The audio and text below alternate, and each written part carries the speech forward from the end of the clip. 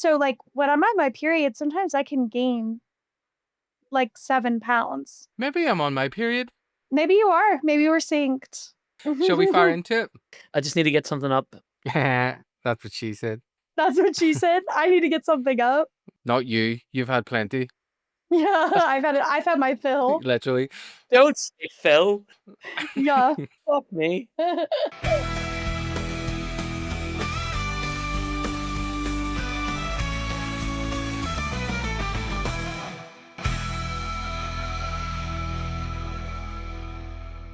Hey everybody, and welcome back to a brand new episode of All Bronze No Brains, your Buffy the Vampire Slayer rewatch podcast, bringing you the very latest from Sunnydale 1998, as well as asking the hard-hitting questions that only the bravest of journalists would even dare to ask.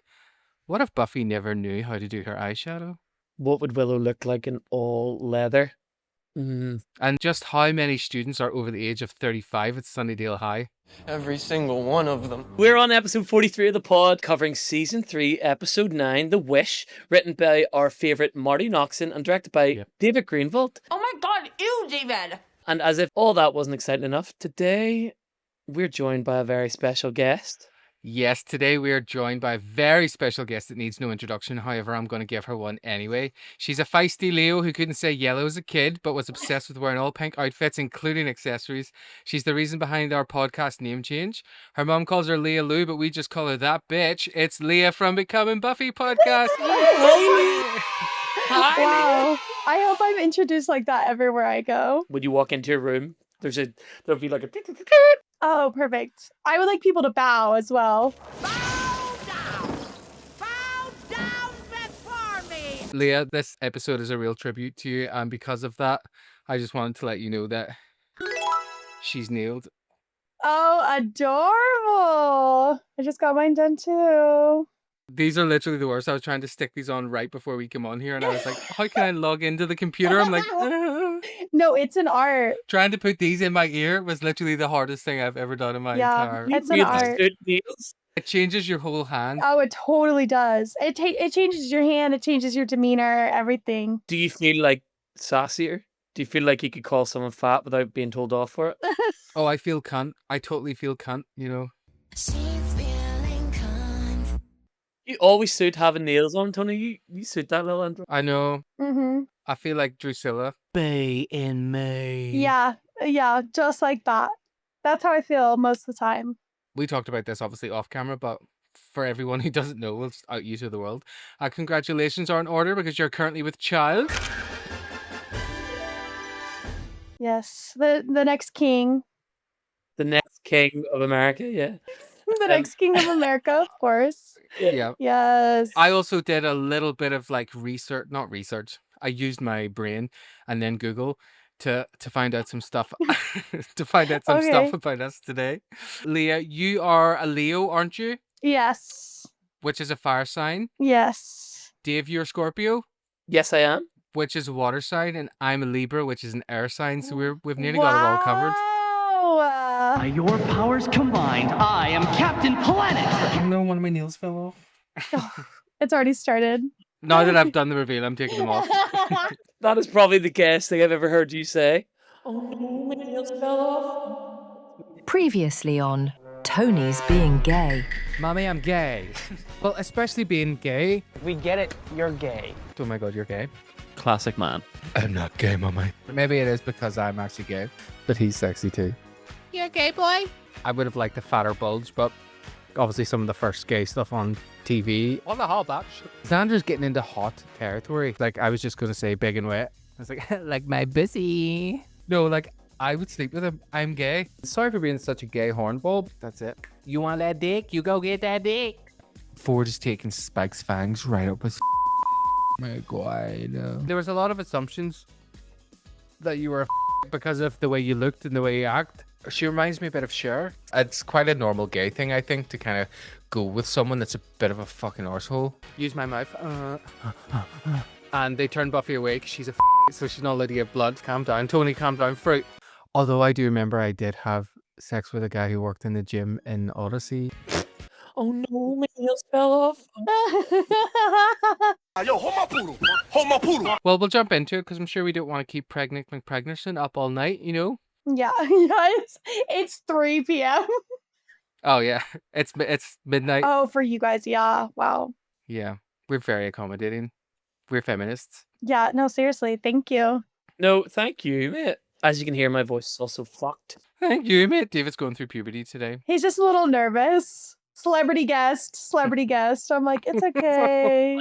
Anyway, today we're talking about The Wish, which aired on December 8th, 1998. And 1998 is a big year in my head for me because Monica Lewinsky. I went to America as part of the like exchange program thing. Me too. That's how I knew about Monica Lewinsky.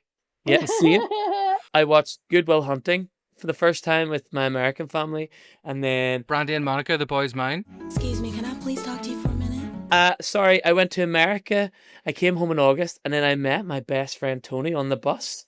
Gay! Wow. The very next day. Big year for you guys. Right, so I'll jump in because I'm doing the first start part. So here we go. So it is. Leah, I might say stuff that is a very like Belfast and Northern Irish, and if you don't understand, you can just ask me to clarify. I'll just smile. Don't mind acting like giving a TED talk that you'll be like. Yeah. You're saying like crazy outlandish things. I'm getting canceled because I'm like, guys, no, you don't understand. I didn't know what he was saying. No.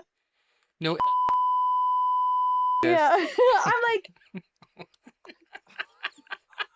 Can't wait to cut that together. yeah. She can actually get iced, so fucking let's not Yeah. get... Oh, yeah. No, it makes it even worse Yep. that I'm American because it's just like we're actually actively participating in it. I'm like, oh. Yeah, why did you join up to ice again? I can't remember. Well, you had to stop because you fell pregnant, but you did join up, didn't you? Yeah, I tried. Yeah, you were an ICE officer. Yeah, I tried, but they said something about me being too sexy. Like they couldn't risk me dying. Too much for an American treasure or something. You look too good in a mask. Yeah, it's not they're, fair. Yeah. they're like, you would do way better like on a poster somewhere. Like we need to keep you at home just in case. You're like, actually, I was headhunted from the footage they saw of January 6th. Yeah. When she Yeah. had that massive thing on her head. Yeah, They're that's like, they caught me doing a yeah. shit and like the caught me taking a shit in like the Supreme Court, and they were like, damn. That's where they got my resume for the recruitment. They were like, we saw you there. Like we know you can handle yourself, you know? I was like, no, that was like activism, you know, it was different. Any girl who can shit in Ruth Bader Ginsburg's chair, you know, let's get her for ice. You know so much about the January 6th. Yeah. Right? You were fully educated. Were you there? It's because I've been watching the morning show. I remember watching it happen. I remember watching it on TV when they were going in. I was like, this is actually happening in America as fuck. Anyway, let's not get into it. Well, that's America. Yeah, America be American. So here we go. Long before January 6th, we open at a lovely scenic picnic by the lake to see Buffy being choked out by Davy Jones from Pirates of the Caribbean. Buffy calls for Nerf! Nerf! Willow realizes that she's actually asking for a knife, and Buffy ends up stabbing the demon, and all is well. The guys return to their full-on gourmet spread of a lunch that they have at the picnic table. Buffy mentions that she couldn't get in touch with Faith again, and Willow suggests that they should be more social with her. Xander tries to rationalize kissing Willow and being caught, but thank fuck Buffy calls him out on it. Your logic does not resemble our Earth logic. Willow says, well, at least tomorrow's Monday, another school day, and Buffy's like, Willow, that's great, you know, that's the strong Willow way to heal, and Willow's like, Actually, I was more thinking Oz will be there and I can beg for forgiveness. That works too. They ask Buffy how does she get through this absolute shitstorm given her experience with Angel, and she says, because I have got you guys, which subtly sets up the central theme of the episode. What would it look like if she didn't have those guys, and vice versa? Spoiler alert, it's not very good. And the award for Understatement of the Year goes to... We see this very melodramatic scene of Cordelia sitting in her bed, recovering from being impaled last week, and she's cutting up photos of her and the Scoobies and setting them on fire. We hear in the background there's like the endless voicemail messages from Xander in the background, and Cordelia looks rough. She's totally selling it. And we see a close-up of Xander's face burning as we go into the credits. What the fuck kind of opening was this? How the fuck can you go from having her impaled? Them two were nearly riding on the fucking bed. Yeah. And all of a sudden, they're just sitting having a fucking picnic like nothing happened. That is insane. Xander and Willow just able to sit and have a conversation like they weren't absolutely trying to finger each other 2 days ago. By the way, I'm going to caveat at the start of this before anyone starts. I love this episode. Good girl. But and I loved it so much because you can hear how much I fucking hated the start of it because I did not understand. And why is Buffy being so like, in this whole episode, the person I think is the weakest is Buffy because the whole time she's like, okay. But the rest of the cast are being fucking class. Okay, I'm done. Leah, have you anything to say? So it's just so funny because I just hate Xander. Like, it's just a consistent thing. And so, like, this is like one of the scummiest things he does in a list of very many scummy things, is he just like, I mean, everything with him and Willow is so nasty because it's just like she was pining after him for so long and he just didn't even notice her or acknowledge her until she was then happy with another guy. And then it was more so about, oh, she's not mine anymore. And so it was never even about Willow. It was always about the attention that he got from Willow and then was jealous of it. And essentially like robs Willow of happiness with Oz just because he's like, oh, but like, am I still going to be in your back pocket, essentially? And it's like, you're literally ugly and a loser. Like, I don't care. But it doesn't feel like you're so, I didn't even see that. You're so fucking right. It was all about him, and we know that looking at it. Mm-hmm. But at no point does Xander ever have anything bad happen to him. There's no consequences for his cuntish behavior. And it's because the writer of this show doesn't think that behavior is that bad. And he's so determined to not feel guilty about it. Yes. And like he keeps saying, like, I'm done feeling guilty. It's like, when did you feel guilty? This literally happened yesterday. Also, it's like, it's really interesting seeing the difference. I mean, like, I'm kind of jumping ahead, but seeing the difference in how like Willow is handling it and how Xander is handling it. Neither of them are really handling it healthily. Like, neither of them are really going about this in a great way. Because it's like you have Xander who like really refuses to take accountability. And then you have Willow who has taken accountability, but so much to the point where like she's like self-wallowing and it's becoming about her again instead of like allowing, and Oz kind of calls her out on it.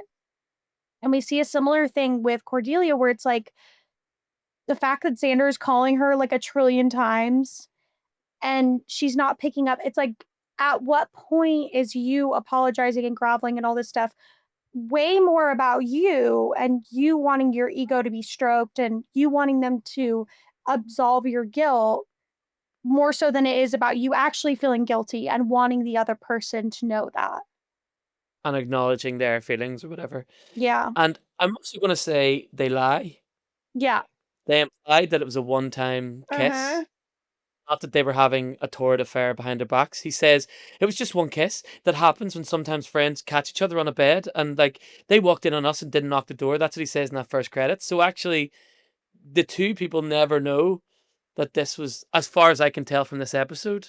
They essentially said like, how could they not know that that was going to be our last time? In reality, A, it doesn't matter. And B, it wasn't. The only reason it was your last time was because you got caught. Because you were caught. Like, and now there's this huge guilty thing associated with it. And I think especially for Willow, it was really more about past feelings than it was about current ones. And so I think that kind of snapped her out of it. But I just just can't stand Xander. Like, he's so irritating to me. And I'm just like, oh, I forget how irritating he is, especially in the first few seasons. But in the first few seasons, I mean, it's like every episode, he is just pissing me off. Every episode, I am like, I fucking hate this person so much. I hate that this is what, he's the little, oh, why does no one like the nice guy thing? He's not a fucking nice guy. He's a cunt. Oz is a nice guy. But also, every single guy that pulls the like, oh, I'm a nice guy, or girls don't like nice guy, but they're not a nice guy. They never are. If you have to tell someone you're a nice guy, you're probably not a nice guy. No. Which makes it even more infuriating when Xander is the one to ask Buffy, how did you get through this with Angel? I'd be like, with no help from you, you fucking dickhead. Tony? It's so irritating because having seen the whole show many times, having done the podcast, all that, like really diving into it, the irony of Buffy saying she got through it with her friends, like, at her side, is just so funny. Like, I know they're saying that because that's the point of the episode is, like, who would Yeah. Buffy be if she didn't come to Sunnydale? But, But, like, like, they literally only found out in the last episode. the reality the reality of Buffy getting through everything with Angel was it was not her friends made it worse. Like, her friends made it worse. Everyone made it worse. And it wasn't until, like, she kind of chose to move forward on her own, she kind of chose to, like, push through, and that then it got better. And so, like, her sitting I was, like, sitting here, I was like, "I feel like I'm being gaslit, like, maybe I don't remember as well or whatever." I was like, "But, like, these guys were not there for her, especially Xander." Like, Xander was, like, one of the main ones who caused Angel to have to go away. Last week, Xander was just trying to get Faith to kill Angel. Yeah. Yeah. With such glee and delight. I don't understand how this is supposed to be a likable person. But anyway, maybe at that time he was. You know, like when you watch like Grease and it's based on like 50s and like people who go like, oh, all this shit is cool. But now if somebody got on like that, you'd be like, you're a fucking dweeb. It's just one of those. Yeah. Maybe it's a generational thing. Maybe I don't that was. even yeah, I don't know. I agree. He's a fucking dickhead. Yeah. You're, like, trying, I'm like, A couple other wee, very simply things. Why is Willow dressed like a full-on toddler? The costume person also has been at her bedazzler again because Buffy's got a little pink shirt with like a bedazzled kitty on it, following last week's bedazzled bomb hat. I hated that hat. Brilliant demon design, but completely underused for what a great demon. He just was like, rah, rah, rah, rah, rah, rah, rah, rah. So we open up after the credits with Willow looking for Oz with her little sad face that she does the most. Sorry, Alison Hannigan, by the way, Leah is my favorite person in this whole thing. She's the best actor by a millionfold. She can cry like that and she looks genuinely sad all the time. It's unbelievable. I think Alison Hannigan and Sarah Michelle Gellar are it's insane for the show what it was when it started out with. Like, they really struck gold with these actresses who usually when they're that age are not that good. And I think the main reason why Willow's character works is because it's Alison Hannigan playing it. How's it going? Oz hasn't been to his locker. There may be books in there that he needs, but still, he doesn't come. She bumps into Buffy as she's looking for Oz and explaining how he hasn't been back to his locker for days and stuff. But she does confirm that Cordelia's coming back to school. Scary Cordy's coming back because someone had seen her in the mall the day before. Amy saw her. Eh? Amy saw her. Mm-hmm. Yeah, Amy was on his heart. Amy the witch. Who's Amy the witch? I feel like that's literally just describes who she is. Amy, she was the witch who She swapped really is bodies with just her the mom. witch. She's Amy the witch. What episode? The witch. I didn't see it. No, season 1, episode 3. It's the one where Buffy's a cheerleader. It's the only episode Buffy's a cheerleader. And remember she swaps the body with her mum? Oh, mom's yeah, like, "You yeah, want-" yeah. Her mom, who's the witch.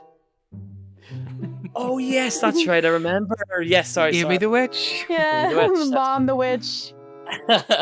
So we cut to Cordelia stepping out with her sexy, sexy shoes on, with her sexy legs, and her outfit that is supposed to be sexy. Now, your woman who plays Cordelia could wear anything and be sexy. I think she's one of the most beautiful people. But that isn't a nice outfit. Well, I think the outfit is nice, but I also just think it's like, I feel like in the 90s, anything that was leather was considered sexy and sexual. Maybe. Whereas now, in modern times, like, I feel like leather is such a staple piece in so many people's like wardrobes that it's lost its kind of like sexualness in a lot of ways, which I'm kind of honestly down for because it's like, why is it so like whatever? But I think it's because like they wanted to put her in like a sexy outfit that wasn't gonna like really raise flags. It's like, well, just put her in red leather. Like, yeah, that's a provocative woman. Yeah, she's like a Beverly Hills dominatrix or something. Yeah. Yeah, but she's like also making probably $1 million. Also, the music that they play when she gets out is so fucking cheesy. It's a chuggy, distorted guitar porn noise. It's so fucking shit. It does my head in. And at this point, she bumps into the Ashleys. Sorry, I've nicknamed the Mean Girls the Ashleys. Ooh, scandalous! Do you remember from Recess? And all like the girly girls are called Ashley, and the other Ashley ended up becoming an Ashley in the Ashleys. Anyway, they're going to be referred to as the Ashleys from now on in this episode. It's like Heathers. Yes. Yes, it is. You lived out Heathers, Yeah. except without like, the ending of the movie. Never seen it. Heterosexuals, please. Sorry. And it seems like Cordelia is back in with her bitches. Because they come up like, all this shit. And it's like, oh, hi. But nope, turns out the bully and blonde bitch was just setting her up for an absolute got. Yeah. Then I have just the stallion. He's so you.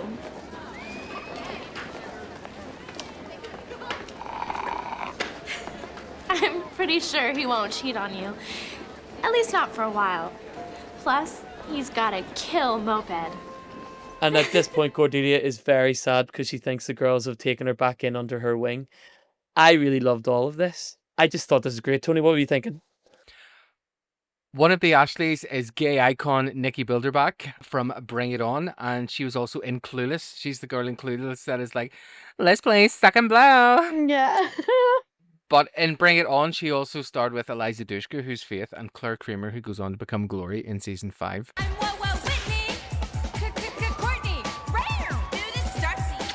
Shout out to Cordy's line, I am ready to ride. Yeah. It means something different in Northern Ireland. I mean, it probably means the same anywhere. I'm assuming it means the same in California too, or in US. Oh, I was thinking like riding dick. Ride that dick. Which is what it would mean in America. I'm just so glad that Tony can clip you just saying riding dick. Riding dick. Harmony being such a fucking bitch, and I'm like, where's your boyfriend? Can I point out though, that bitch Harmony is so good at being a bitch because I fucking hate her so much, and I'm like, what a good actor. Not that Cordelia deserves this, but it's also like Cordelia who set that system up. Like, that's how Cordelia was to people. And so it's like, it makes sense that her friends are sucky people who are taking advantage of Cordelia being in a crappy position because that's how she was to people. So I also love this swapping of, obviously they can't have, the branding in there, so a big gulp becomes a huge glug. No, yeah. Like if you see on his cup. Yeah. Which I loved that. I thought it was great. When Harmony says, like, kill moped, it just reminded me of you, David, because remember when you had a moped? He was hoping you didn't remember. Your moped was cool, though. I want one again. I loved it. They're really cheap to run. $5 of fucking petrol, and it takes you around the world. Anyway, I want a moped again. But I did also remember that. It was like, when she said, in his moped, I was like, there's nothing wrong with a moped, all right, bitch? We cut to Oz and Willow. Oz is also one of my favourites because I feel like he's a healthy fella. Like, he does things, and he's quite stoic in the way he communicates from the show so far. But I love that he could have said anything to Willow, but he still gave her the respect and said hi. And I'm like, bitch, you didn't even deserve that. So be thankful he's not calling you. And then the fact she's begging him, and then he calls her out and saying, like, I've told you what I need. I'm sorry this is hard for you, but I told you what I need. So I can't help feeling like the reason you want to talk is so you can feel better about yourself. That's not my problem. I fucking adored all of this. I was like, this is so current. This is quite... That is genuinely the best dialogue I think Marty Noxon has ever wrote, because and will when ever Oz write. says, yeah, I told you what I need, so I can't help feeling like the reason you want to talk is so you can feel better about yourself, and that's not my problem. That line, that's not my problem, was so harsh. This is the most realist conversation that I've ever heard so far in the Buffy show. And anytime it ever does feel close to real life or true, it's always fucking Oz. I just love that he called her up in her selfishness. I love the fact that even in that scene, I don't think it's quite clear how selfish Willow's being until it's pointed out by Oz. And it's a real, like, oh, that's so fucking good. Alison Hannigan looking like the saddest person that's ever experienced life. Just has the most saddest face ever. We cut to Cordelia, who is walking down the corridor, or is in the corridor, and can see that Xander's about to bump into her.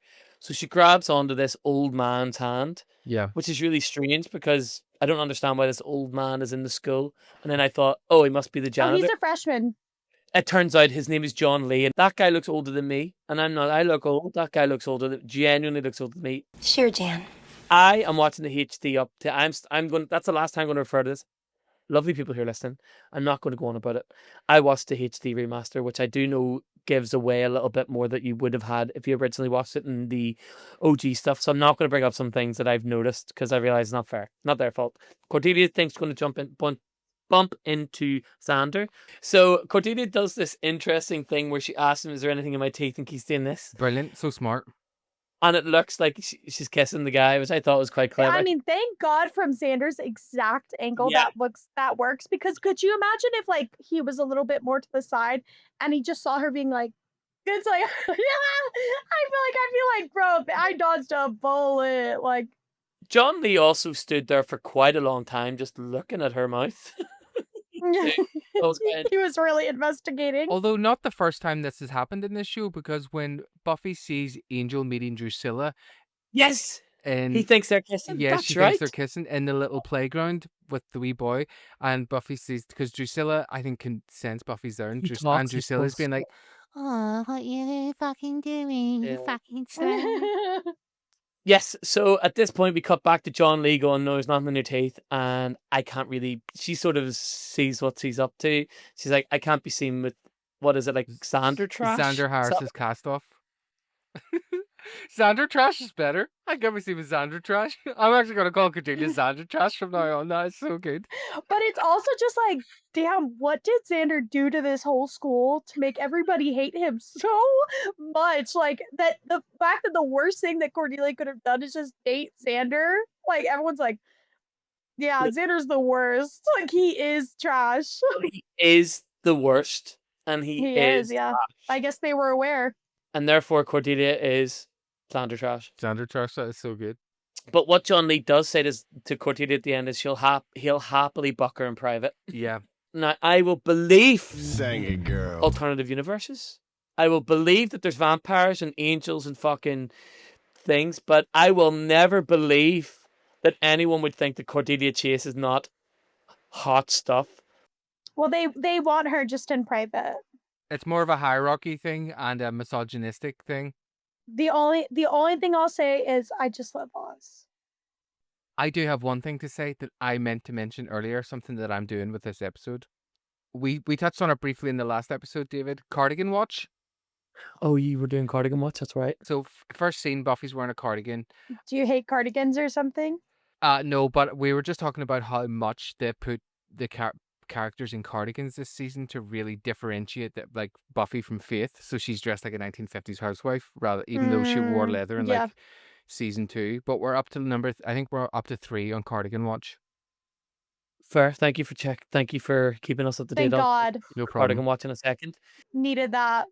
Damn it, Leah, shut up! We get to meet Anya properly. She is introduced by the Ashleys earlier on, but it's just a little bit part and she's gone again. But Anya comes up to Cordelia to basically befriend her, saying that the Ashleys are shite and they don't have an individual thought, I think is what she said. And it's really Cordelia she wants to talk to. I love, right from the start, because I didn't really understand yet what was going on, that she's trying to get her to wish something from the very beginning. And I thought that was brilliant, because when I went back to watch it the second time to put my notes in, I was like, oh, she really does start right from the off. But it's subtle. It's very subtle. I didn't notice it until I watched it the second time, that she was like, do not wish. And I was like, don't you want to make a wish? Yeah. She's hunched over. And she says about how, let's go out and make him jealous or something like that, or let's go and like give him something to think about or something. Obviously, this marks the first appearance of Emma Caulfield as Anya, who goes on to become beloved national treasure, except in that one episode in season 7. Leah will know what we're talking about. And I do love Anya's energy here. I love that it's very self-assured. She doesn't care about being popular, obviously, because she's a demon. But it made me kind of wish that was the energy Cordelia had. Like that Cordelia, like I would have loved to see Cordelia be with the Scoobies with that energy still, which is like, I don't care about being popular. And that's what makes her cool. You know, because like I love that we get that from Anya when she's just like, oh, if Harmony had an original idea, her head would explode. And I'm just like, oh, I wish Cordelia would just think that about Harmony, because Harmony's shite. She's not really. I love her, but as a human, she's shite. Oh, yeah. There's a poster in the background that says, want to keep your face from breaking out?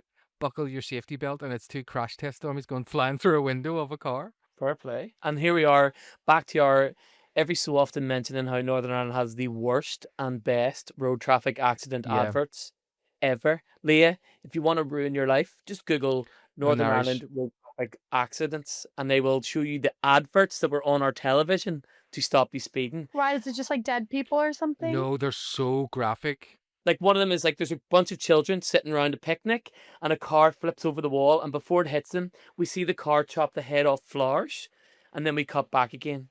There's one, one that's the worst. That's not that one. That's a different one where like you see the thing cut the flowers and it's like a little boy playing in the garden. The one with the car that goes over the wall smashes onto the kids. Oh, that's right. Yeah, It flattens them. Oh my god! There's one where a girl's out on the wall like kissing her boyfriend and the car slams into him and her. That one's the worst one, and he dies while she's in her pinned, like, fucking legs, and she's in a wheelchair. That's right. Leah, honestly, brilliant. But the reason why is because Ireland as an island have terrible roads. So like the Romans came to the UK, but they wouldn't go to Ireland. So all of England, and the reason why America has such good roads is because of obviously all the Brits went over and blah blah blah. But the Romans teared everything up and made them all straight and made it quick and straight, and except in Ireland. So which means when you go to Ireland, all the roads are like really windy, and it's perfectly fine to drive at 70 miles an hour on those roads. It's legal. So people do, and even though we have those adverts, they still fucking die. Anyway. Well, it's crazy that they haven't lowered the speed limits. Well, what they should do is raise the drinking age. Why? I was drinking at 14. What's the drinking age in Ireland? 18. 18. But that's one of the reasons why they think there's more road traffic related deaths in the UK is because our drinking age is the same as our being able to drive age. But I will say this, as I've been to America and driven there, you don't have there's a left turn and a right turn. Everything is in a straight line. Yeah. It's insane. It just goes left or right. And I would love you to visit Ireland and just drive around for 10 minutes. Roundabouts. Because you get lost in the States because it's all circular rather than gridded. America's gridded. And whereas because Ireland was all about settlements, it's all circles out and roads don't go where they should. But you know that Glasgow is all gridded because it was based off plans for New York City? Stop what you're doing. This is future Tony acting as the misinformation police. I just wanted to correct myself because no, Glasgow's layout isn't based on New York's. In fact, it's actually the opposite, with some people claiming that New York's grid plan was inspired by Glasgow's. Now, Glasgow's central grid layout was established in the late 18th century, while New York's grid was developed much later. However, because Glasgow and New York look the same because of the grids and the streets, it's been used as a stand-in for New York in many films, creating a common visual confusion, which we're about to go on to talk about. That's cool. That's a really... Did they use Glasgow for New York?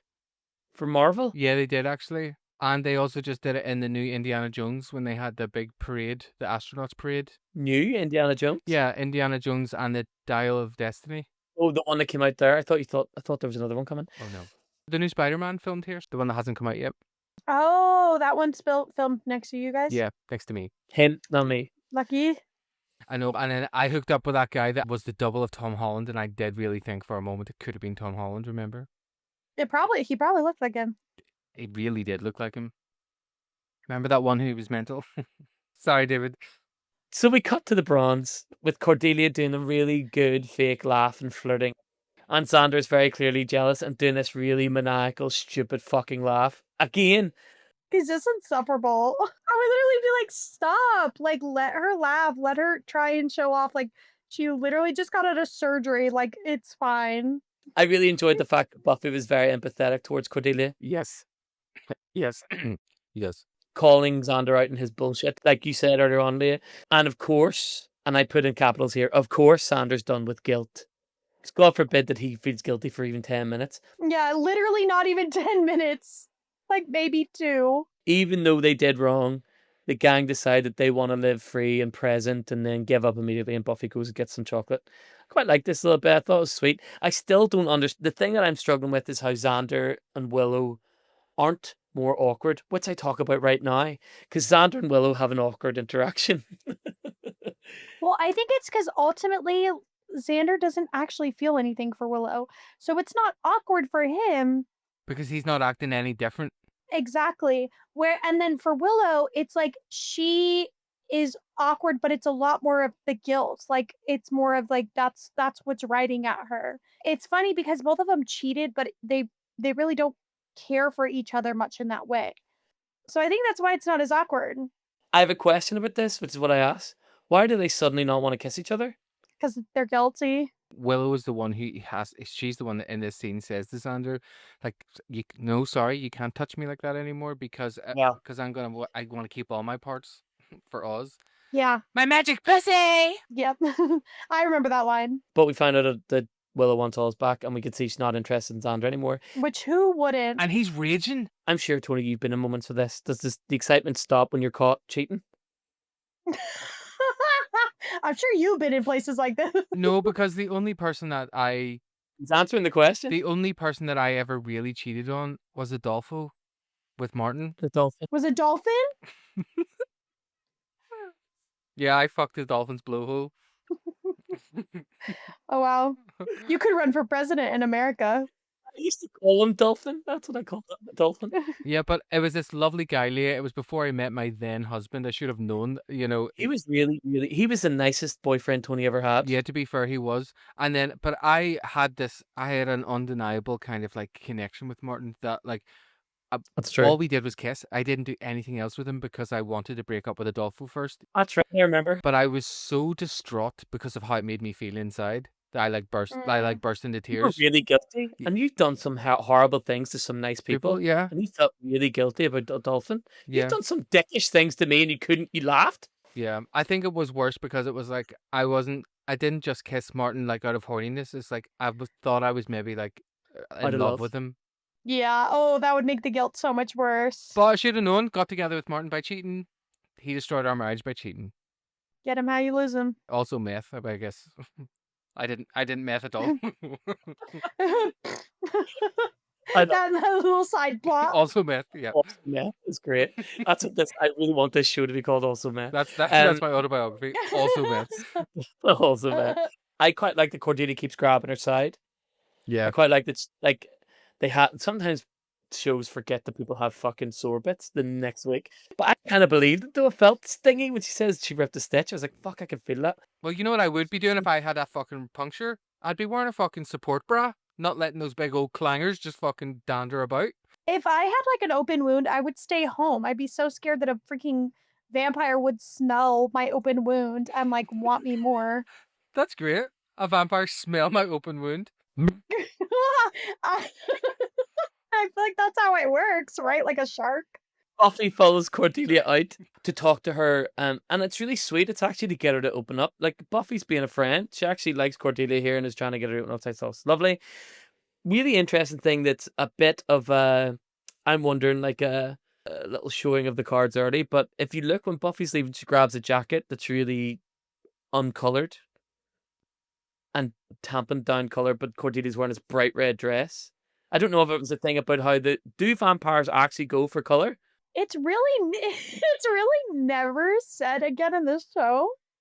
So like I was watching it, I was like, what are these things? And I was wondering, I was like, is it really that vampires do, or is it really just one of those things where this town is so in fear of everything now? Yeah. But it's like because I mean, like, why are they not allowed to drive their own cars? Like, you would think that would be safer than all of them walking, but it might just be like this town is in perpetual fear of anything attracting vampires, anything, whatever, that they're like almost hindering themselves. Oh, you think you're so smart, don't you? Yeah. Because they're like going above and beyond. Also, this scene, I don't know if it's intentional, but I feel like it's meant to mirror that scene in When She Was Bad, the season 2 premiere, where Cordelia comes out to say to Buffy, like, totally, spank your inner moppet, whatever, but lose the Joan Collins too. And it's kind of meant to be like she's returning the favor by checking in on her. Buffy and Cordelia, even when they've been at odds with each other, have always had kind of almost this like mutual respect for each other. Where it's like they will be the ones to really be honest with the other person and call them out in a way that their friends won't. And Buffy really is just a Cordelia type character that happens. Totally. Because in her other schools, she was Cordelia. That is the point. Cordelia is meant to be a reflection of Buffy, like pre-Slayer, like a Hemery High Buffy. Yeah. Oh, Yeah. that's really cool. Well, when this all happens, vampire jumps down to attack. He's like, I smell an open wound. Yeah, multiple, probably. Cordelia, look! Now, this bit when she steps out of the trash is one of my favorite. It was fucking brilliant. The fact that that thing's stuck in her head. See the moment though where she steps, where she's like, I'm getting up now. There is a resolute look on her face that is just so real that I thought was brilliant. It just was so good to watch. And then her face coming out of there, and she's like, and then you just hear the Ashleys about to come out of the door as she's coming out with the trash. Yeah, it's like, where are they coming from? But I hate that blonde bitch so much. Harmony is such, and I'm like, she's so good at acting because I hate her so fucking much. Yeah. Yeah, she plays her role well. And then we get our one of my favorite things. It's now a new trope on the rope, Tony, in Buffy, where they ask a question in one scene and answer it with the beginning of the next scene. You know what I've been asking myself a lot this last week? Why me? Why do I get impaled? Why do I get bitten by snakes? Why do I fall for incredible losers? And you know, I think I've finally figured it out. What my problem is? It's Buffy Summers. That's when all my trouble started, when she moved here. And I really like it when they do that. I'm a real big fan. It's like, I love it when artists write. Fiona used to do it. Our friend Fiona's a songwriter, and I used to love it when she'd write the end of the previous line and the start of the next line. I really loved how that. Oh, I thought you were gonna say in a song, and I was gonna be like, oh yeah, like in Destiny's Child album, the writings on the wall, when they'd be like, "Thou shalt pay my bills," and then the next song was "Bills, bills, bills." Question. I quite like the scene between them two. I thought Cordelia's really funny. They're just, again, this is a really great episode, but I think all the action happens in like 10 minutes exposition before we get to the. Well, it's not even really that much exposition, but it is so well paced and balanced that, like, That's this part where they're not in the Bizarro in the Wish verse feels like it lasts for ages, but the Wish verse feels like it also lasts for ages. We're getting so much. There's so much. This episode does feel like long, but not in a bad way. No, not at all. But the previous episode was dog shit. That was way harsh, Ty. When we do cut to Cordelia saying, Buffy Summers, she's talking to Anya. Cordelia admits to Anya the next day at school that Buffy's the reason why everything's fucked up. Oh yeah, and there was a line that I really liked that they said to her, is like, dump the Ashleys again. Oh, I love it. Can I say it? Oh, hey, it's Garbage Girl. Dumpster chic for the dumped. I like that. It really reminded me of, you know, in Romeo and Michelle, when she's like, oh, look, it's Back Brace Girl. And they keep sticking the magnets to, like, her back. Hi, Back Brace Girl. Leah, you've seen Romeo and Michelle's high school reunion? She's too I young. don't even know what that is. She's too young. That's a 90s. Leah, when were you born? 2001. September 11th. A month after, or a month before. I was a month old when it happened. So once the Ashleys walk away after being a dick to Cordelia again, Anya decides that Cordelia could use the necklace more than her. I feel like Anya's trying to get Cordelia to say something. We cut to Cordelia in the new alternate reality, and she figures it out pretty fast. In like the first sentence. It's like, immediately she's like, oh, Buffy's not here, period. Okay, got it.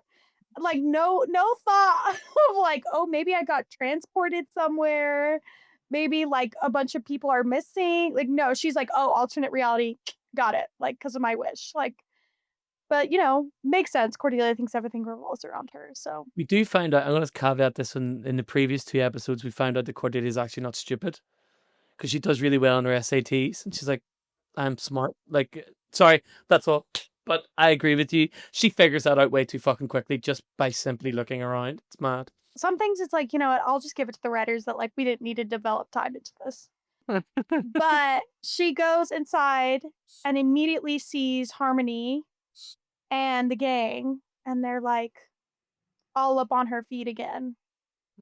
All They're up on loving her feet. That's great. Yeah, like I mean, like bowing down essentially. Oh, on her feet? Like, I thought you meant on her feed, like Instagram, like they were oh friends. no, like feet, like they're bowing down to her. But feed there is, will that's be a great some way for way saying, around like, it. oh, I'm all up on his feet. Like, that's a great, actually, slang that we might have just invented. Stealing it from you. Yeah, you can have it. Doesn't Thank make you. sense. We'll patent it. Anyone can use it. Story where That'd be patent it. But they call I'll patent it so that only I can use it. I'm like, Oops, I don't understand how patent law works. But I do have a gun in my pussy.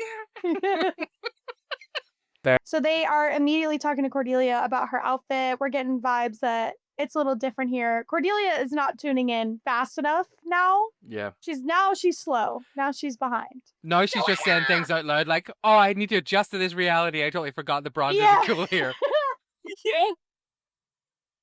Well, and then that guy shows up, which I'm like, we've never seen this guy ever. And now all of a sudden we've seen him twice in one episode. And then they're in class and there's like literally like, it's just Cordelia's friends essentially.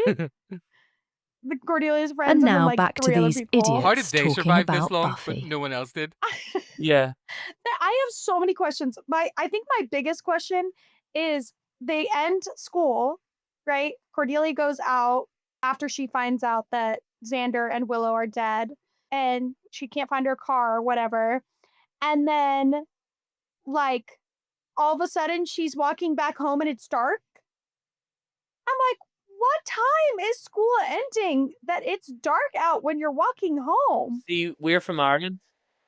For us, it actually would sunset while you're at school and stuff. It gets dark like 3 Really? p.m. Yeah, at the minute it's like half 3, yeah. 4 p.m. It's dark here. Okay, but in America, most schools are getting out at 2:30, 3:30, but the sun doesn't set until like 5.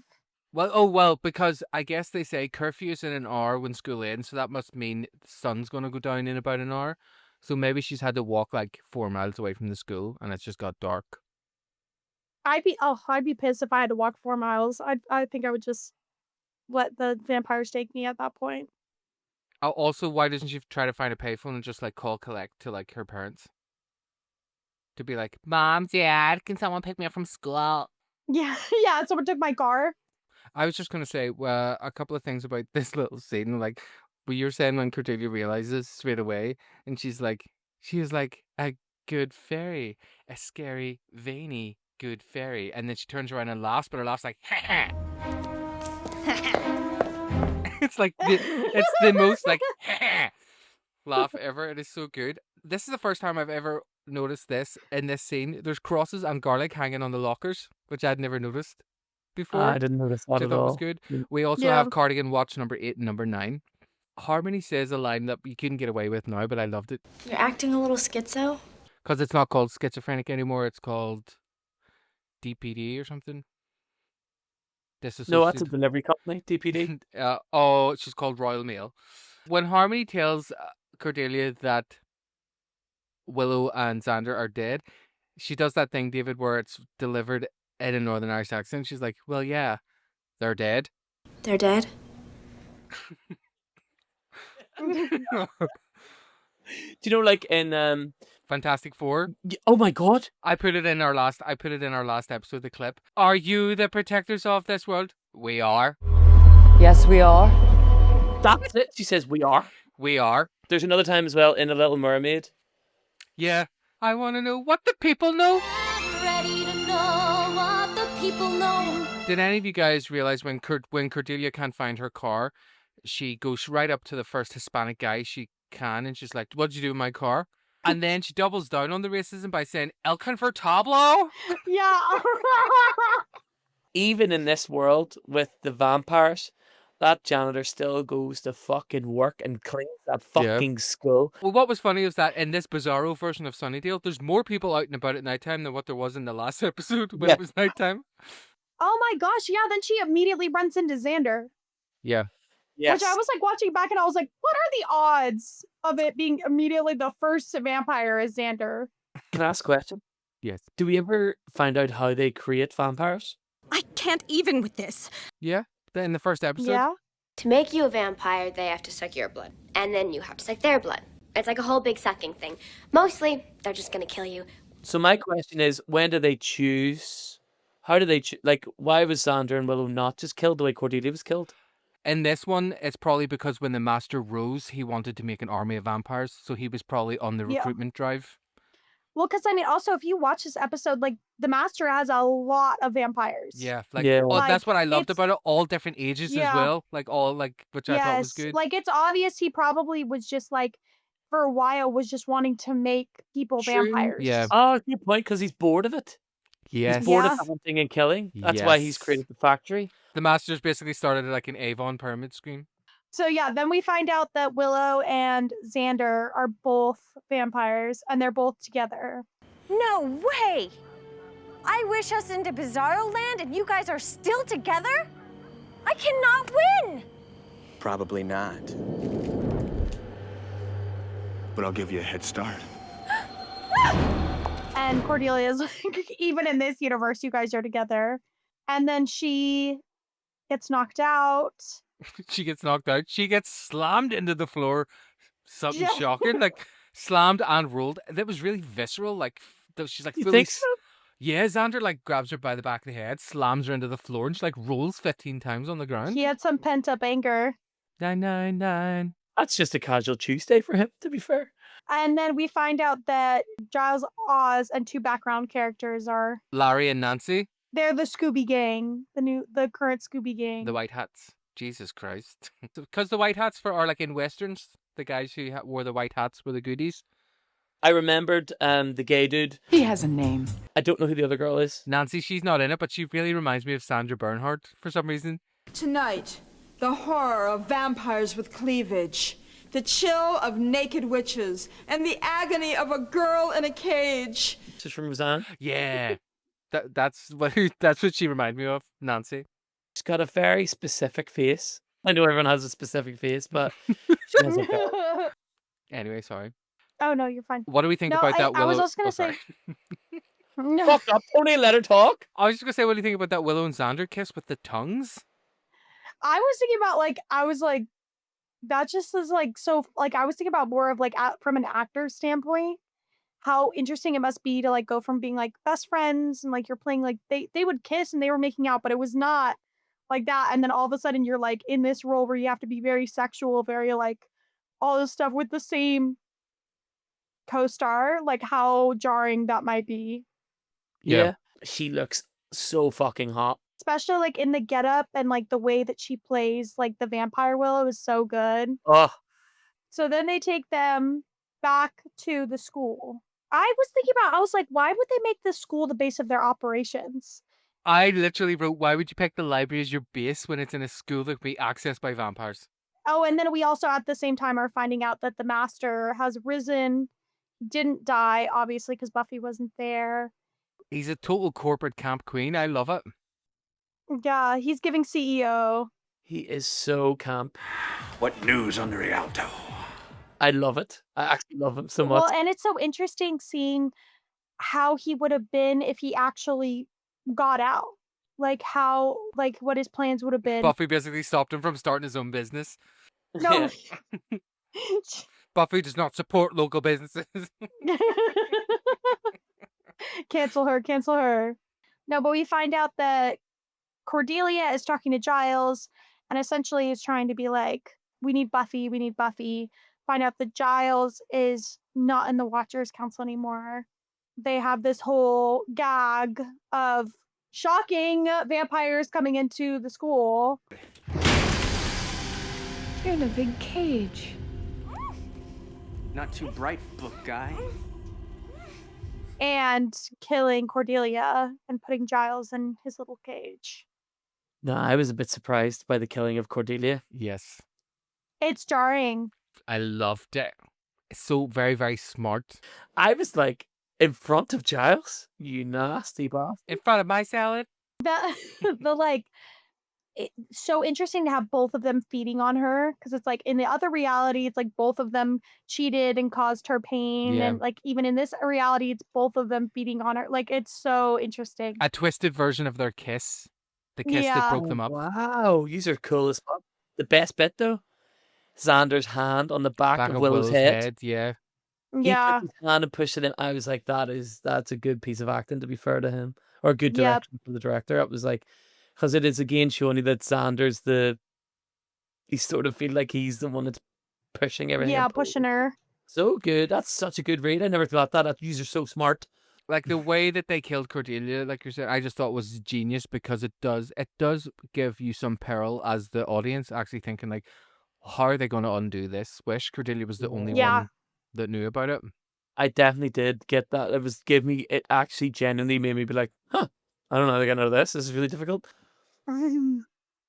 It's turning me on.com. I knew it would. He actually looks great. I actually Well, was and like, he's kind of got the like disheveled, like he's less like stiff and stuffy as like a professor, and much more of like a anti-government type Yeah. vibe. Yeah, or he looks like he owns a comic Yeah, book store. he's like the leader of the resistance. You know, he doesn't Yeah. fully shave, like, and he's dressed the way Yeah. people dress now.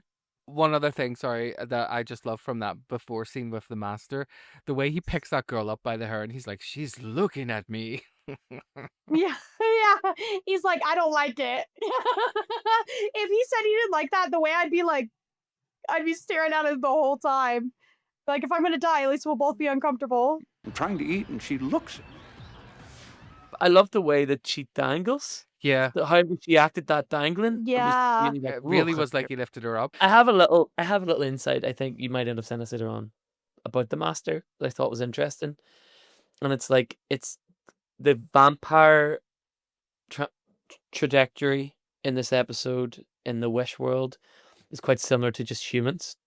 That we're like, these are disgusting people, but we do that to cows and pigs and sheep and chickens, billions a day on a conveyor belt just like that, and suck the stuff like. And I'm like, I quite like that little showing of he's just being smart.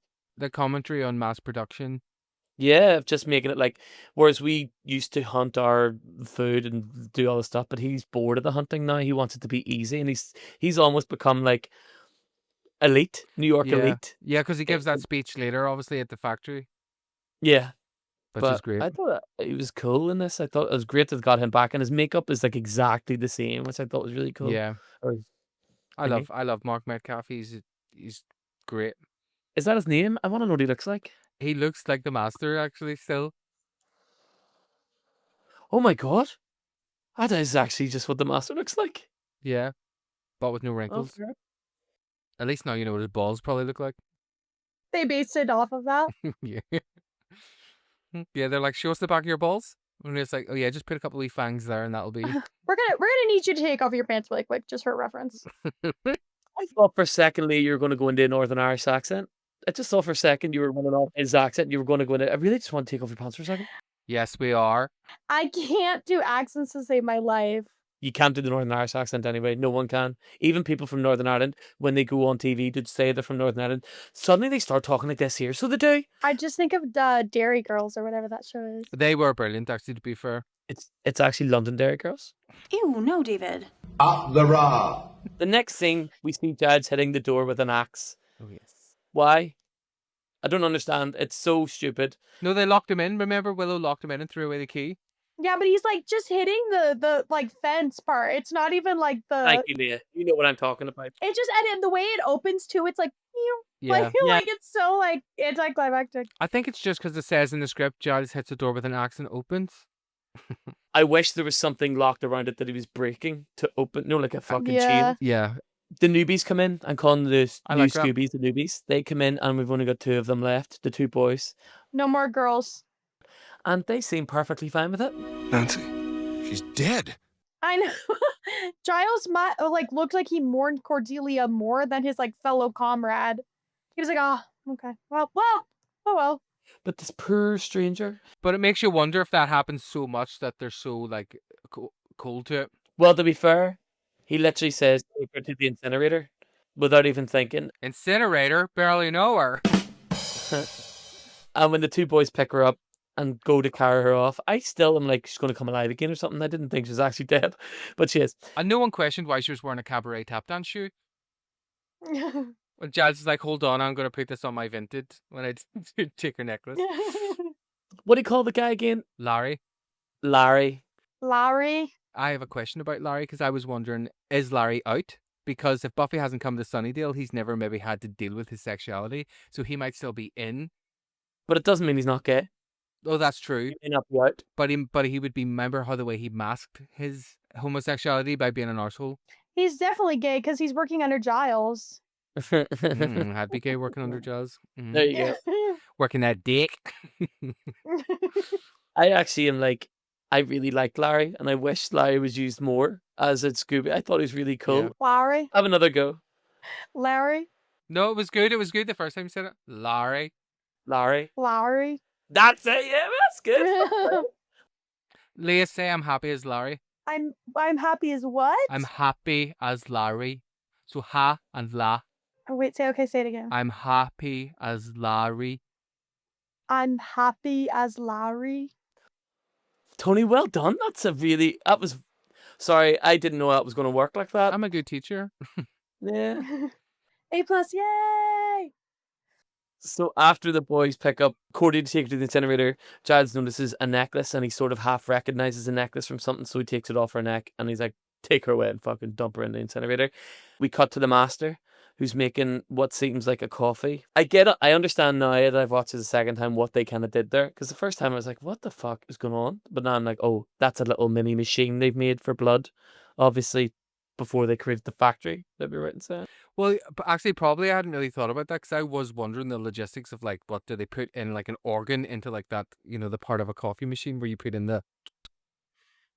No, but even then it wouldn't make sense because he was saying how you want it alive. Yeah. You take it out of them alive? So maybe there's a source behind the wall. It's pumping their blood in. No, he says they have to be alive when you take for the blood out of them, freshness so it's fresh. of the blood. But is that for drinking straight away? Does he have someone like hooked up? Anyway, yeah. Who knows? That's what I'm saying is like maybe they have like a blood bank person behind the wall. Yeah, that would be a smart idea, actually. Sander, while he's drinking his little bloody coffee, Sander and Willow come in to explain that Cordelia's dead and the factory's going to be opening soon. They sort of keep implying that something's going to be opening soon. And then Willow asks if she can play with the puppy. Hi, puppy. We see Giles is on the phone, and we soon realize that he's talking to what must be Buffy's watcher. Yes. And this is probably my favorite thing that Giles has ever done. No, there is a Hellmouth. No, there is. Yeah. It's like him trying to convince the person. He does it in such a sincere, like, no, there is. It's like, it really made me laugh. Well, and he's like shading Cleveland. Yes, I'm aware that there's a great deal of demonic activity in Cleveland. And he's like, I'll happen to let you know we're on the Hellmouth. Yes, we are. And that's just a funny little bit where that's like a nice little scene where he's trying to where we now know how Buffy comes in, I guess, because he's phoned and asked for her. Yeah. Well, I can't believe he's only phoned now. It does sound like he's probably called them before, though. You could tell there's like a familiarity there where it's like you probably wouldn't argue with someone like that I've never talked to. We cut back to Willow, who is talking to someone in the cell, her little puppy in the cell. And fucking, again, Alison Hannigan is so sexy in this bit. And she's fucking amazing. It's just so good. This is how she's such a great actor that she can go from such a timid little bish to this bit. And yeah. But you see it. It doesn't feel like... It doesn't feel like she's being someone else having to act yes, this way. You can see how that would be Willow, but this version of Willow. Like the way she licks Angel's face, with no sort of like hesitation of like I shouldn't be doing this. It's just like Willow is, and I even like it. I even like the kiss between her and Xander. It is her tonguing the fuck out of his mouth, not the other way. I think it's mostly her like I think Alison Hannigan just commits. I think she's just somebody that commits to the bit, whatever it is. So that's. But I think she's amazing. But it's fucking Angel. Angel is in the cell, which I was like, I sort of had a feeling when they weren't saying a name. I was like, oh yeah, where the fuck's Angel? Class. Angel's in the cell, and he looks genuinely quite scared. David, what Boreanaz's acting has increased. He is just like the MVP throughout this whole thing. His acting has just gotten better and better every season. And if you think, no, seriously, and if you think about it too, it's like he's probably been in that cage under the Master's care for years now. Yeah. So it's like he's probably just. Yeah, so he's probably just really kind of fallen into this constant state of fear when he's going to die or when the end of the world type thing is going to happen. Which, to be fair, I actually was literally thinking right until this moment, like, he was a bit too pussy-ish for me. But now when I actually think back to season 1, when Angel seems scared of the Master in the first episode when he tells Buffy not to go down there, I guess it makes sense that he'd be a massive pussy. I love how scared he is generally. And then we get some exposition about the factory opening and how everyone's going to die. And it's opening tomorrow, and it's really important that no one stops it tomorrow because it's open tomorrow. And we're like, okay, so it's tomorrow. And Willow threatens him more, rips open his shirt. You see all these disgusting scars. Actually, they're quite visceral when I looked at it. I thought they were lovely. And I don't know if you noticed, but as we cut back to looking at Willow and we see Xander, he's just Stroking that fucking fence. While He's like, watching when he's like, Angel. I just want to watch you work, baby. I'm like, Yeah, Yeah. I'm like, oh. It's just so Marty Noxon. yeah, he's got a gun. He's got a gun. Yes. Just Xander wanking off the jail cell watching Willow burn Angel. I was just like, that's never a sentence I'll ever write again. You literally just defined Marty Noxon's career in like one sentence. Yeah, that's pretty. That's how most of her episodes feel to me. They're always Really? violent and sexual. Yeah. I haven't noticed it yet. I haven't gotten. Yeah. I haven't seen the pattern yet. I got like a lot of, not a lot of hate, but I got like hate because people were saying that I was like always hating on Marty Noxon, and I was like, well, yeah, she freaks me out. Yeah, she's just into some fucked up shit, bitch. Yeah, she really is. She's a freak, bruh. She likes freaky stuff. Although she did co-write an incredible show, I don't know if you've seen it, called Unreal. And it's meant to be like a satire of like production behind the scenes on The Bachelor and all the horrible things the producers do to get the stories. Oh yeah. Wow, It's really, that sounds really cool. I'd watch that. it is brilliant. Constance Zimmer's in it. You know, she was in Entourage. She played Rosalind in Agents of S.H.I.E.L.D. Phil Coulson loved her and then she got shot in the throat. Haven't seen that episode yet. Oh shit, sorry. We see Giles in the library, and he explains that it's the symbol of Anyanka, which I love that name. Anyanka is a really nice. Anyanka. Anyanka. It's a really nice word in the guttural part of your voice. Anyanka. Anyanka. Giles explains that Anyanka is the patron saint of scorned women.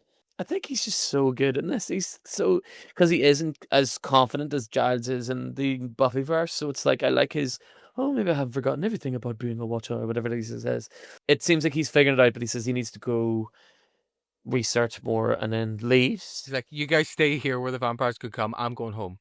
I'm away. No, literally. He's Also, driving it's like, what a foolish thing to have like your base set up far away from your home where you have to walk in the dark every night or drive home or whatever. It's like, who thought this plan was a good idea? Like, you couldn't set up in your homes. But we see the White Knight that is Giles stopping to save some people who are just, why are all those random people just out in the street all together, all dressed? Well, it's also just funny, like, how much they overpower crosses, like, in this. Yeah. Yeah. It's like crosses, like, yeah. Ah! Like, they're, like, terrified of crosses. Whereas, like, in normal stuff, like, Buffy, it, like, really only burns them if they touch If it. they touch it. Yeah, I didn't think it was looking at it. Yeah. It makes me wonder though if like baby vampires, if it affects baby vampires more. Yeah, maybe. Like, they're just not used to it. I would just be eating loads of garlic, walking around like farting on the vampires. They were like, I know whenever like you eat so much garlic, you just sweat the smell of garlic. yeah, I love it. He helps him get out. He's like, run, fly, you fool. Giles gets smacked in the face with a door, which was class. I didn't expect him to get hit like that. Yeah. And then all of a sudden we see vampires flying through the air. And then we see these legs standing there. And I'm like, oh yeah, Faith. Where's Faith? But no, folks. It's not Faith. Want to tell me what I'm doing here? It's the big fucking buff. Great scar, though. Yeah. Sort of. I like the idea of what they did with it. It's just the HD remaster does not give it any help whatsoever. I was actually thinking that scar actually was pretty good, even in the HD remaster, and I watched it in the Yeah, big I TV. thought it looked fine. I felt like I could have just picked it off the top of her. It was just one bit that was just sitting above her lip, and the whole time I was like, but it's great. We get Buffy coming back in. I quite like that they make her dress like Shaznay from All Saints. She would have been Faith if she'd never went to Sunnydale, I guess is what they're implying here. I don't think Faith would be seen dead in a grey tank top with some cargos. She wears cargos. Faith doesn't. No, Faith is like skinny jeans. Faith is like skinny jeans and leather. It was very much giving Faith in the essence of like, I work alone. I don't play nice with others. Like all things that Faith has essentially said, and you understand the same way. Like her clothes are much more. You can tell like she's the way her hair is back in a braid. The way it's like her clothes are. They're obviously for slaying. It's very utilitarian. Yes, like Buffy is the Slayer in this world. She's nothing else. She's not Buffy. Like Slayer is her identity, as opposed to in the current, like the the show's world, it's very much like, no, Buffy is she's half Slayer, half Buffy type thing. Yeah, Good point. because I love I that. guess they're trying to emphasize how your identity is shaped by the relationships that you have, which is the point. One of the points of this. So I was like, which is the fucking point? Which is one of the themes of this episode. But I've never watched this episode before, thinking of it as like a precursor to what's going to happen with Faith until this time. And thinking about Mhm. literally in the last episode, Faith said, when she said, "I've got me, and that's all that matters." And this episode is Yeah. now kind of proven that that's not enough. And when we get to the end, I'll kind of reinforce one of my points about that. But I love, like, when we see Oz in the library in the scene before this. This is like the most Oz has ever talked, which I kind of liked. He's In talked a the lot in whole this episode. series. In the whole Yeah. series, he speaks more in another universe than he does in his own. I love when the fact that it's just like Oz is Oz in every universe. Like it is not some outside influence. It's not because Buffy, like Oz was always the person who was gonna like kind of like go against the status quo. And I just think that's it's so Oz. It's like, yeah, that would be Oz. I loved Oz's line when he said, Cordelia wished for something. Well, if it was a long and healthy life, she should get her money back. And one of the reasons why I thought Larry maybe actually wasn't gay or come out as gay is because he does make that kind of misogynistic joke when he's like, "Are you saying the whole world sucks because some dead ditz made a wish?" I'm like, this poor girl's just been murdered. You're like this dead. They also don't even know what type of wish she made either. So it's like it could have been something like in their minds that was like she thought would be beneficial. Like when we see Buffy when she finally rocks up with that big ass scar, I'm like, this is when we see that the worst thing that's happened to Buffy is that she never learned how to do her makeup. Or her hair. But she still had time to put in 4 diamond hoop earrings. She is such a hoe. We're in Giles' apartment with Buffy and Giles, and Giles basically discovers that destroying Anya's power center will reverse the wishes that she's granted, but they don't know what the power center is, even though we've seen about 400 pictures of that big ugly necklace. I do like that Buffy says, Why not just put a stake through her heart? She's not a vampire. Well, you'd be surprised how many things that'll kill. when Giles starts telling her about the Master, she questions why no one has tried to take him out, and Giles mentions that people have tried, but Buffy's like, well, sure, while I'm here, I may as well go and kill him while I'm in town, and tells Giles to tell her where he is, or else. Now I'm gonna ask you this once, and then I'm gonna get testy. Where's this club? I know it's so oddly aggressive, but she doesn't know who the fuck he is, so I kind of don't care. Well, and I think the whole point too is that like she's just distrusting. She has no reason to trust people. She's very like pessimistic. We also don't really know how her watcher is in general. So like maybe her relationship with her current watcher is very, tumultuous. Which I do like when she does say to Giles that, like, a line that supports that when she's like, you're taking a lot on faith here, Jeeves. Jeeves is Yeah. great. Also, the use of faith was quite fun. Because Oh, we bit of dignity. yeah, controversial. I don't know if you noticed, but in the background, Giles has got like all of these medication bottles, and I just wonder what medication he's on. Anxiety. I just love Sarah Michelle Gellar's performance here as like because it still looks like Buffy, sounds like Buffy, but it feels like a different character. Just about to say how good Sarah Michelle Gellar is at creating that different Yeah. Buffy character completely. And Willow is the same. That's something that Yeah. Alison Hannigan does. Mhm. The only person that Xander's still Xander. That's what I think. Yeah. He's still the same, except Yeah. sexier, kind of. He's sexier for sure when he's a bad bastard. Giles says a great line. He says, I have to believe in a better world. Go ahead. I have to live in this one. And yeah, that whole thing where Buffy says, I don't play well with others. And I wrote that I thought that was a nice mirror of the last episode when Faith says, I'm on my side. And that's enough. Yeah. Mm-hmm. Cut to Buffy bursting through the curtains at the bronze, but there's no one to be seen except a jittery and cracked out Angel in the cell downstairs who calls Buffy by her name. Buffy. Angel calls Buffy by her name, and that's obviously what you alluded to earlier, David, which is because remember, he saw her get called, and he's been in Sunnydale, and he prepared for her coming. But then, of course, Joyce went and moved to Cleveland instead. I'm like, classic Joyce. Yeah, stupid Joyce. Classic Joyce. So Angel tells Buffy that the Master rose, and he always hoped that she would come. She is his destiny. And David, I don't know if you thought the same thing as me, but all I thought was, he is my destiny. I love him. I love him. I love him. And when he goes, I will follow her. Follow her wherever she may go. Ooh, there isn't an ocean too deep. A helmet too high it can keep me away from our love. Okay, anyway, so when Angel's like, you're my destiny or whatever, Buffy's like, are you trying to ride me or something? Like, where's the master? And Angel tells her that the master's at the factory and offers to bring her, but when she goes to set him free, her cross burdens him, and she's like, fuck's sake, you're joking, you're a vampire. But Angel says, trust me, I want to kill the master, and he shows her his chest covered in wounds. I really liked it. Their chemistry, still, even like this, is class. I know. They always do it so well. Like, I just believe it every time. Mom and Dad are just destined to be together. She is his destiny. At the factory, the master's basically launching a McBloody, which is a mass-produced glass of blood that saves vampires from hunting, which makes sense since earlier he said he didn't have the same lust for the kill. And then he gives this big speech saying the same thing, that hunting and killing is titillating, but not practical. Meanwhile, Giles is beseeching Anyanka, and she appears in a dark corner, scaring the shit out of Giles.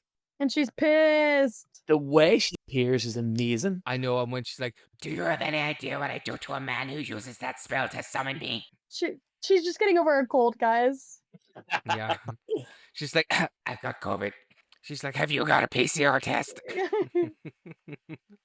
So back in the factory, the vamps pull out one of the human prisoners, and it's our girl, Big Nikki Bilderback, and they take her and put her on her back on the machine, and the master's like, she's still alive, you see, for the freshness.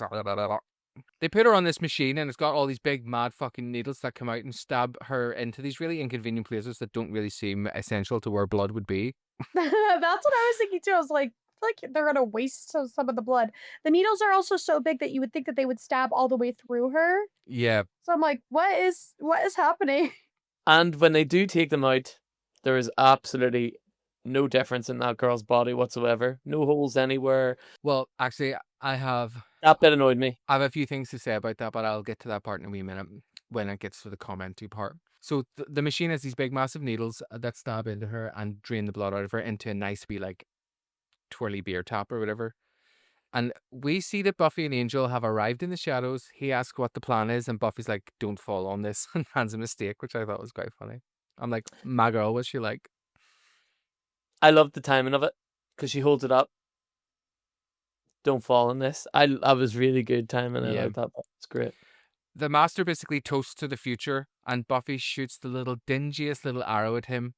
But as the arrow's coming flying towards him, the master grabs Xander as an inhuman shield. I just love that he's just like, I don't give a fuck. I'm not dying. And we see a brawl starts in the factory, which kind of doesn't really make sense to me because I'm like, it's only Buffy and technically Angel. If all the vampires, instead of running away, had just turned around to her, yeah, they could have saved all this. They get confused. Yeah, they just start fighting everyone. Where'd the arrow come from? Angel sets the humans free, and that's when Willow comments like, uh-oh, puppy got loose. And back at Giles' house, we see that Anya tells him, I had no idea her wish would be so exciting. And Giles tells her he's not scared of her. Her only power is in the wishing, and she's like, wrong, and flings him into the wall. Wrong was great. He also really should have done his research. I feel like that he would have figured it out pretty fast. Do you think he was just going to summon her and be like, what did she wish for? I had no idea her wish was going to be so exciting. Can you please reverse this wish, even though it gains you nothing?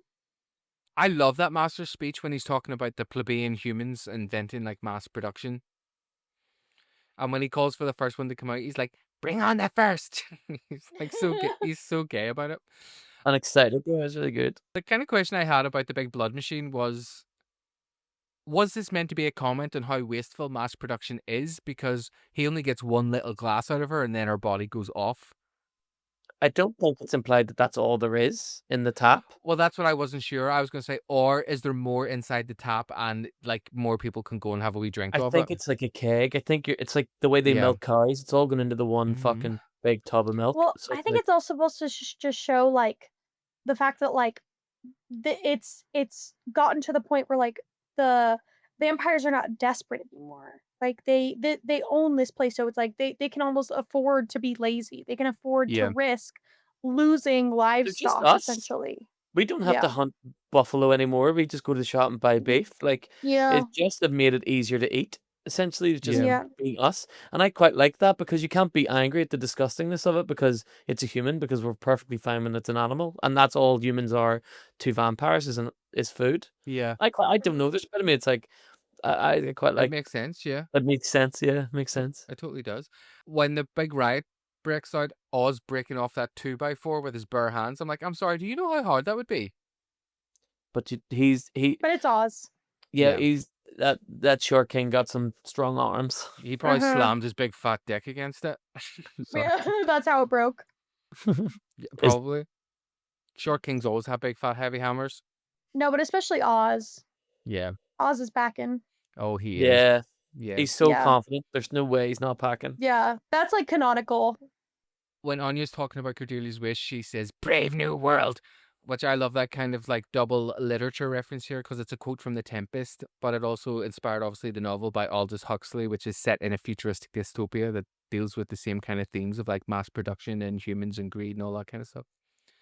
Well, and it also deals a lot with like the importance of human emotion as well, which is like the major thing that a lot of vampires lack.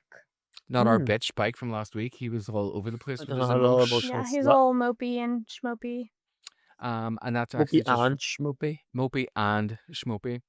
And that just Yeah. reminded me of this time last year. I went to see The Tempest in London with Sigourney Weaver. Jealous. I don't think Sigourney Weaver's a very good actress. No, she's fucking brilliant. You shut your whore mouth right now. We're not I getting love into this. Sigourney Weaver. Really? Just does the alien thing. I've never really seen her in anything. She's in loads of stuff. Have you ever seen Ghostbusters? Da-na-na-na-na-na. Those That one. bastards. Back at the factory, the brawl continues on, and we see Buffy fight Willow and Xander. Angel gets staked by Xander while trying to protect Buffy. Anya tells Giles, "This is the real world. This is the world we made." As the fight in the factory transitions to this epic slow-mo kind of montage, we get this lovely piece of music by Christoph Beck entitled Slayer's Elegy. And we see Buffy stake Xander. And Larry and Oz grab Willow and pull her onto a big broken piece of the fence, and she turns to dust as Buffy and the Master push their way towards one another in the fight. Dave, I don't know if you noticed this, but last week was the first time that now they start to incorporate the vampire skeleton whenever they turn to dusts, starting from the last I episode. didn't notice last week, but I noticed it this week that the dusting is a lot Yeah. more cool. From this point on, they have skeletons. Cindy, that's a skeleton. That is skin and bones. Would you run from Callista Flockhart? Cindy. Cindy! This is bones! That is skin and bones. Let's go. So good. Did you know the new scary movie? Yes, and she's back in it. They're all back in it. Yeah, they're all everybody. back. They're all Even skinned. Except for the two newer actors. All the OGs are back. Yeah. And some newbies. Well, except for the two who? So the two main ones, Jenna, No, what's her you're name? talking about Scream 7. Yeah, what were you talking about? Scary movie 6. There's a new scary. A spook. Oh, they're doing a new scary movie? Yeah, with everyone's all back. of the, even Oh. the Anna Faris, like, he's coming into it too. No way. They're all back in it. but It's gonna yes, be really fun. also very excited for Scream 7. The trailer just dropped last week. Did you see it? Never seen it. I'm excited, but I'm also torn. So am I, because it feels a little bit like pedestrian based on that first trailer, but I think because there's so much good stuff they don't want to give away. Yeah. Giles grabs Anya's glowing green necklace and digs the fuck out of her, and he searches his desk for something to destroy her necklace as she calls him a trusting fool and asking him, "How do you know the other world is any better than this?" And he responds exasperated, "Because it has to be." Yeah, because this one sucks. Also, I'm on the verge of death. Why wouldn't I? Yeah, fuck it. He's like, "My visa's up in 2 weeks." Yeah. Ice at the door. Yeah, literally. At the library. "We're here to get you, Mr. Giles. We're here to Yeah. And as the music crescendos, the Master violently snaps Buffy's neck right as Giles destroys Anya's necklace. Was there a reason why they were timing it in such a way? It felt purposeful, the timing of the break of both.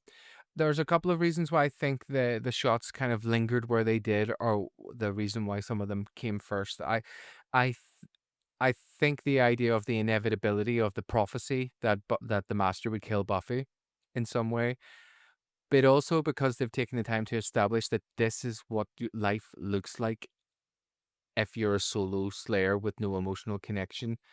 I think they wanted to really draw that point home, which I've never really thought about before, and like I said earlier, until now, because we're about to head into like a bunch of episodes where we're going to start to see the trajectory of like the Faith storyline, and I like that kind of slow lingering of like as her neck snaps and she kind of falls slowly. It's kind of to really hit home like this is the path potentially of what happens when you don't have any emotional support.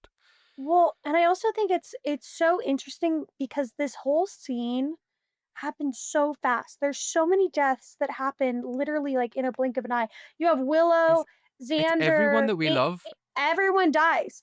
By being killed by the people that love them in the by real each world. other. Yeah, it's literally like fucking Battle Royale Sunnydale. Yeah, it's jarring, and but I think it's also supposed to show how like when Buffy didn't come into their lives, they first of all, obviously things are different, but also they weren't really given a purpose, and so it's like they are dying like so many people have Yeah. in Sunnydale, which is just quick and honestly unrecognizably. Like it just goes unnoticed. Like Oz being the one to kill Willow, I thought was actually like Yeah. is horrific when you I have really a more think brutal about it. part. I have something that happens that's much more brutal. I think it's very, very subtle. Angel jumps in front of Buffy. Yeah. And then Buffy just goes, walks through his dust. But not just walks, like wafts it out of the way like it's just a nuisance. And I'm like, yeah, she doesn't know who the fuck he is. Of course she doesn't give a shit. He's dead. He's a vampire. But I was like, Yeah. wow, I loved the fact that she wafted it out. It was just that little piece of acting. I was like, fuck, that is so brutal. That's your love of Yeah. your life. You sent that cunt to It's hell. here where you really see how not connected they feel to each other. There's Yeah. like there's nothing Mhm. there, and I just think it's really well acted on all of them. Even It is. like I love seeing Alison Hannigan, who obviously took on a lot of that fight choreography because the best fight choreography I've seen in Buffy so far. So Jeff Pruitt, who's the stunt coordinator at this time, I watched his YouTube channel last night. He's got a whole video about this episode. Wow. And you can see all the fights playing out. And the general rule is actors aren't allowed to touch one another. They're not allowed to hit one another. If there's a hitting moment, it has to be with a stunt professional. However, for this episode, they allowed some of them to actually do it because it was going to be filmed in that close up scenario. So that's Yeah. why we actually get Buffy and Willow interacting in terms Buffy of and Xander. Buffy kicks the fuck out of Xander. It's really Yeah. good. Like, it Mhm. looks real as it can look at It's Buffy. really. I'll maybe insert like a little clip in here, and I'll post it on our Patreon as well for people to see. Like I'll post it everywhere for people to see. It's not people can't pay me to watch his video, but but it's really interesting. Like seeing the fight. The only other thing I have to say about that little bit of scene was the choreo of the fight in general. I thought was great. It was really well timed Yeah. and paced. But Anthony Head's acting was just see when he says that like because it has to be. It just was like for being such a fantastical episode, there was such a real groundedness in the I performances. felt that. I felt it's actually probably for the most fantastic in the fantasy side, fantastic episode. It felt like the most real. More Yeah. than it felt like this actually is probably what would happen in the real world if we had vampires. People would still go to school. Like there's vampires. Why are you going to school? It doesn't matter. Vampires. World's fucked. No, Yeah. we'll still go to school because we need to. That's where you go to school. What? He's going to work. Sorry. Yeah, I know, literally. You're a gardener. So basically, just to recap everything we just said, Giles smashes on Yanke's necklace, Buffy gets killed by the Master, and that's the wish destroyed. And we flash back to the moment that Cordelia made the wish, and Anya says, Done. but nothing happens. Cordelia makes another wish, and Anya says, Done. and nothing happens again. So this is when we see that Cordelia doesn't have the necklace on anymore, neither does Anya, who's now seemingly stuck in mortal form. Cordelia danders off, making more wishes, and Anya's just standing in the background being like, done. Done. She's just tweaking out. As we see the Scoobies in the background, happy and hanging out with Giles like, come on guys, you're going to be late for class. There's something we laugh. They have it. Chad's like, Chad's. I was like, Buffy's like, oh my god. And all is well in the world. And that is the end of our episode. So a couple of thoughts for the end of the episode, and if you've got other stuff to say, you can totally say it, but I'll just kind of whip through these points, really.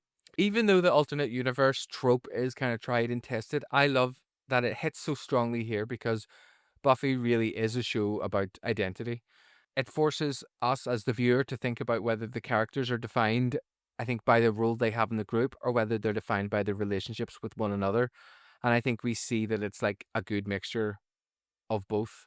Ultimately, we see that Buffy having friends is what kind of has kept her grounded and on the right path, which is a bit of foreshadowing potentially for where Faith is going to end up due to lack of emotional support at the end of the season.